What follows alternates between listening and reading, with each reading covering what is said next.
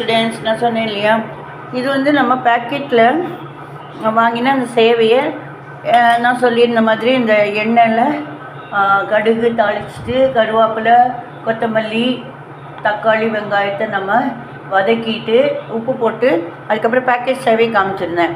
அது வந்து நான் இதில் வந்துட்டு சிவப்பு கலராக ஆகணும் தக்காளி கலரில் அப்படிங்கிறதுக்காக காரப்பொடியெல்லாம் போட்டு அந்த மாதிரிலாம் பண்ணினா காலங்காலையில் பிரேக்ஃபாஸ்ட்டில் வயிறெல்லாம் கபகபன்னு எரியும். அவன் வேண்டான்ட்டு பச்சை மிளகா போட்டிருக்கேன். இதுக்கு நமக்கு தக்காளி என்ன டேஸ்ட்டு என்ன கலரோ அந்த கலரில் தான் நான் இன்றைக்கி பண்ணியிருக்கேன்.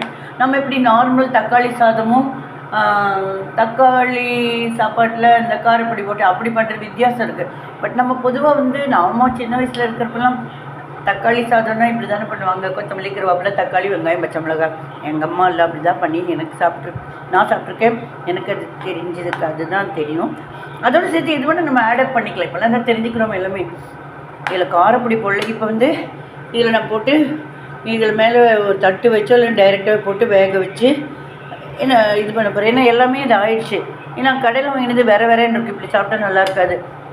இந்த எப்படி நம்ம இட்லிக்கு வேக வைக்கணுமோ இதில் வந்து மூடி இதை போட்டு சேவையை போட்டு தாளித்த சேவையை போட்டு வேக வச்சு சாஃப்டாக எடுத்து அதுக்கப்புறம் தான் நம்ம வந்து இந்த தேங்காய், நிலக்கடலை, பச்சை மிளகாய், கொத்தமல்லி, கருவேப்பிலையெல்லாம் போட்டு உப்பு போட்டு அரைச்சி இதுக்கு தொட்டுக்கலாம். இந்த சட்னிக்கு ட்ரை பண்ணுங்கள் நீங்களும்.